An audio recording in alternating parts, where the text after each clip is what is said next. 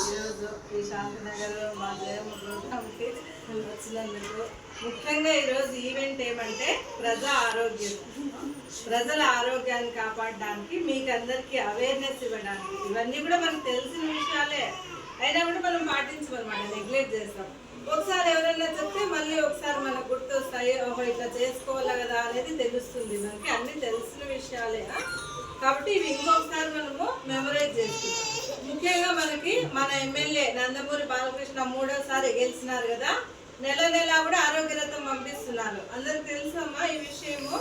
ఎవరికైనా తెలియదేమో అని నేను మళ్ళీ ఇంకోసారి గుర్తు చేస్తున్నాను.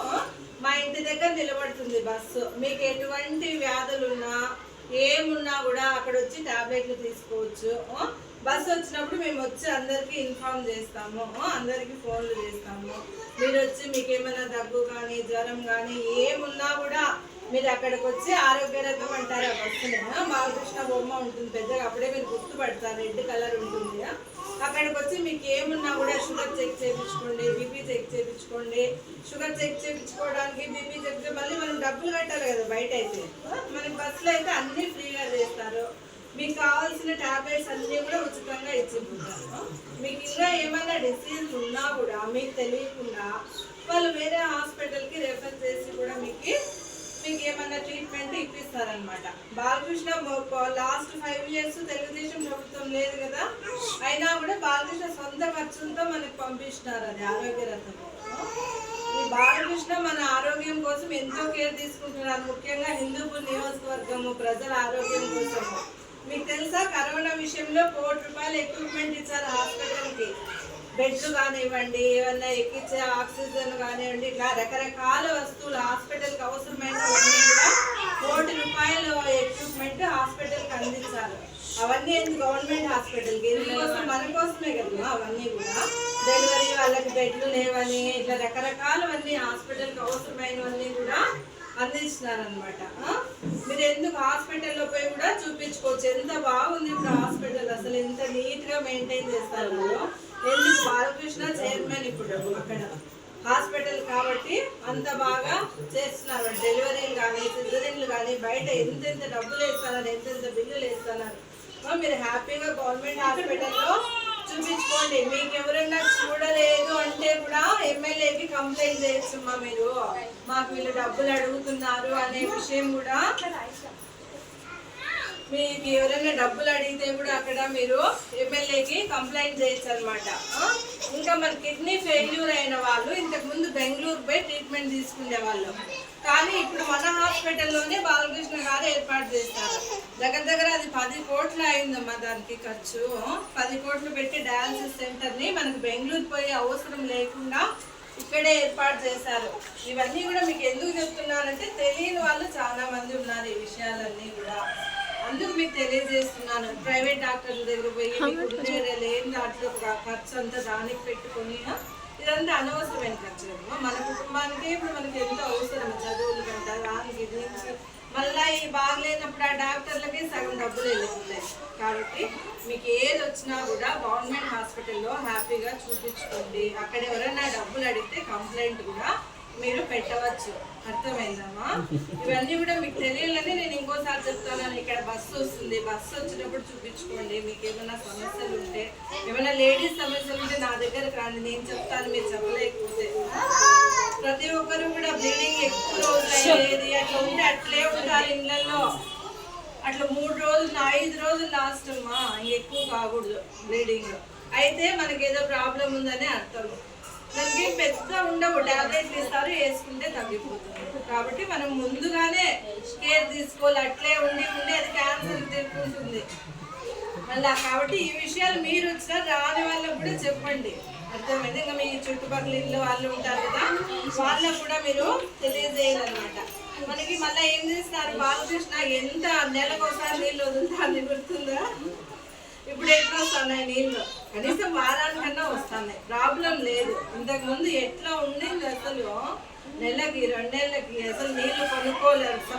మనం సంపాదించిన డబ్బుల్లో సగం నీళ్లు ఖర్చుగా అయిపోతా ఉండింది. గుర్తుందా మీకంతా?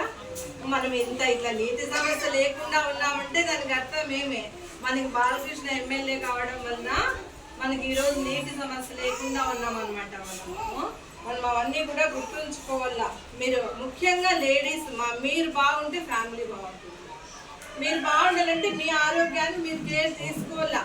ఇప్పుడు చెప్తా ఉంటుంది కదా ఏమేం చేయాలా ఏమేం చేయాలి వినాలా. మీరు ఊరికి విని మర్చిపోకూడదు. అవన్నీ పాటించాలా. అంగన్వాడీలో ఇవన్నీ ఇచ్చేది ఎందుకు, మీరు తినల్లా. లోపల పోయి పెట్టేసి పక్కన పెడేసి లేకపోతే వేరే వాళ్ళకి ఇచ్చేసి అట్లాంటివి చేయదండి. ముఖ్యంగా ఇంట్లో ఆడళ్ళు బాగుంటే ఆ కుటుంబం బాగుంటుంది. మీ ఆరోగ్యం బాగుంటే మీ కుటుంబాన్ని బాగా చూసుకుంటారు కదా. ప్రెగ్నెంట్స్ ఇక్కడ ఇచ్చినవన్నీ కూడా తినండి మీరు ఆరోగ్యంగా ఉంటే మీ బిడ్డ ఆరోగ్యంగా పుడుతుంది. అర్థమైంది అందరికీ? శారీరకంగానే కాదు మానసికంగా కూడా ఆరోగ్యంగా ఉండల్లా. మీరు ఊరికే ఫుడ్ తినే వరకే కాదు ఆ సమస్యలు ఈ సమస్యలు ఈ కొన్నాళ్ళు ఆలోచించద్దండి. ఈ 9 నెలలు డెలివరీ అయ్యే వరకు మీకు ఇష్టమైన పాటలు వినడం కానీ, అందరి ఇళ్ళలో టీవీలు ఉంటాయి కదా, సమస్యలు ఉండొచ్చు. ఆ సమస్యలు మర్చిపోవడానికి ఏం చేయాలి అనేది మనము ఆలోచించాలన్నమాట. టీవీ చూస్తే కొన్ని సీరియల్స్, మనకి ఇష్టమైన సీరియల్స్, పాటలు, ఏమన్నా పురాణం చదవడం కానీ, హిందూస్ అయితే రామాయణం భగవద్గీత మనం మర్చిపోతాం అనమాట. ఇట్లాంటి విషయాలన్నీ మనకి ఏదైనా బాధ ఉందనుకో పురాణం చదువుకుంటే సగం మర్చిపోతాం ఆ బాధని. కాబట్టి ఇలాంటి వాటిపైన మీరు డైవర్ట్ చేయాల మనసుని. మనకి సమస్యలు ఉంటాయి, భర్తనో అత్తనో సమస్యలు ప్రతి ఇంట్లో ఉంటాయి. మీ ఇంట్లోనే కాదు ప్రతి ఇంట్లో కూడా సమస్యలు అనేవి ఉంటాయి. ఆ సమస్యల నుండి మనం ఎలా డైవర్ట్ కావాలా అనేది ఆలోచించాలి. ప్రతి ఒక్కటి మన అమ్మ నాన్న వచ్చి తీర్చరు. వాళ్ళు ఆడ ఉంటారు, మనం కంపల్సరీ ఇక్కడ ఉండాల్సిందే కదా. మనం పోయేకి లేదు కదా. మనకి ఇంకా పెళ్లి చేసిన తర్వాత స్త్రీలకి ఇక్కడే ఉండాల్సిందే.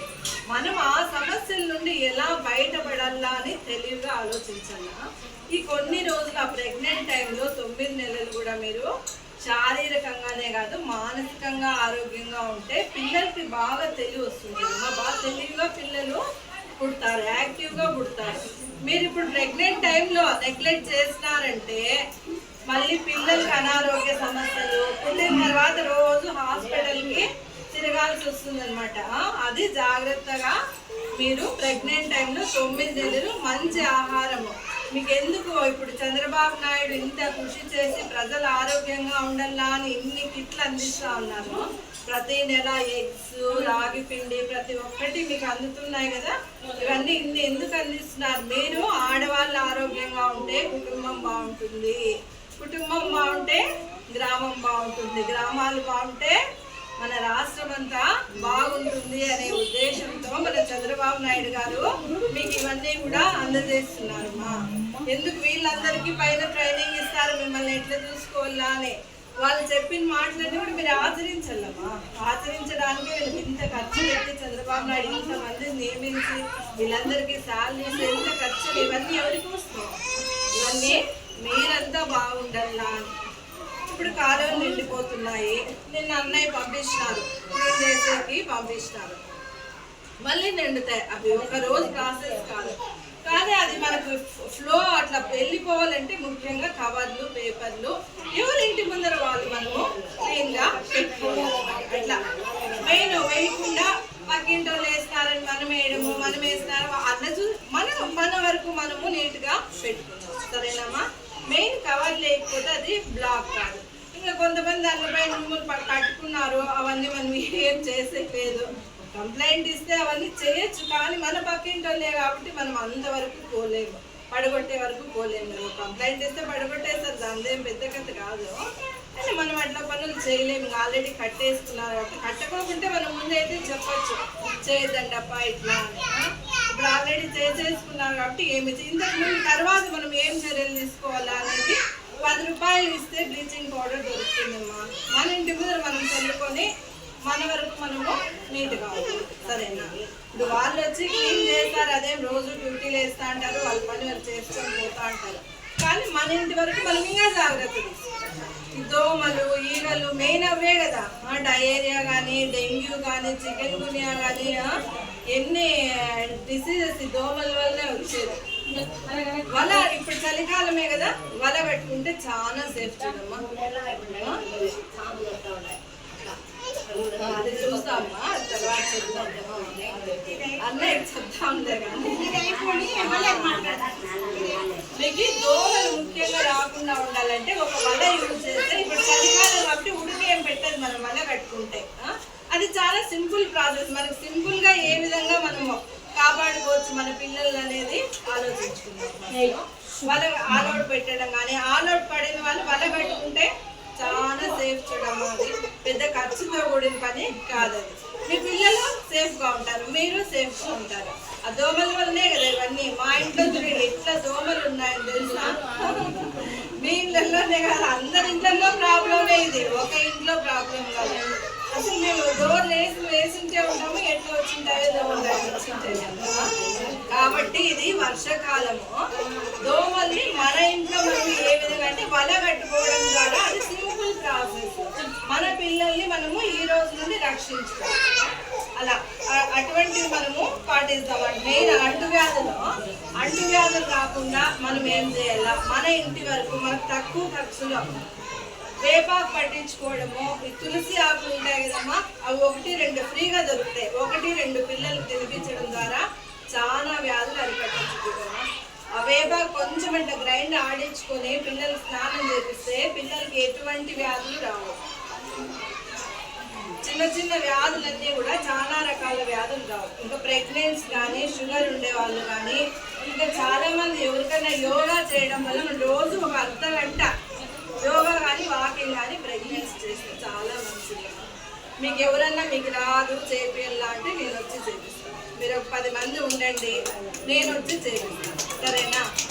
మీరు ఫోన్ చేయండి, పలానా టైంలో రాండక్క అని, నేను వచ్చి నేర్పిస్తాను. నేను యోగా టీచర్ని కూడా, యోగా టీచర్ కోర్స్ కూడా చేస్తాను. ఫ్రీగా, డబ్బులు కూడా లేదు. మళ్ళీ ఏమన్నా ఫీజు తీసుకుంటుంది కదా, ఫీజు లేకుండా ఫ్రీగా నేర్పిస్తానమ్మా. యోగా చేయడం వల్ల ముఖ్యంగా షుగర్ ఉండే వాళ్ళకి చాలా చాలా మంచిది. లేని వాళ్ళకి రాదు షుగర్, ఉండే వాళ్ళకి కంట్రోల్ అవుతుంది. క్యాన్సర్ మెయిన్ దయా చెప్పింది కదా, లేడీస్కి ఎక్కువ క్యాన్సర్ వస్తుంది అని. యోగా చేస్తే క్యాన్సర్ రాదు. చూడండి అమ్మా, క్యాన్సర్ వస్తే దానికి ఎంత ఖర్చులు పెట్టుకోవాలి, లక్షలు పుట్టింది అంటే ఇంకా దానికి మందులు లేవు. దానికి వచ్చే ట్రీట్మెంట్ కూడా మనం చేయించుకోలేమా. రేడియేషన్ ఇస్తారు, ఆ రేడియేషన్ ఇస్తే అంతా పోతుంది, ఆ క్యాన్సర్ పోయే కాదు, వద్దు అనిపిస్తుంది. కాబట్టి యోగా చేస్తే క్యాన్సర్ కూడా రాతుందమ్మా. రోజు ఒక అర్ధగంట, మనకి 24 అవర్స్ ఉంది కదా డేకి, ఒక ½ అవర్ వాకింగ్కి కేటాయించాలి చాలు. 24 అవర్స్లో 23.5 అవర్స్ ఇష్టం ఒక ½ అవర్ వాకింగ్కి కేటాయించండి. మీ ఆరోగ్యం చాలా చాలా బాగుంటుంది. ఒబెసిటీ రాదు.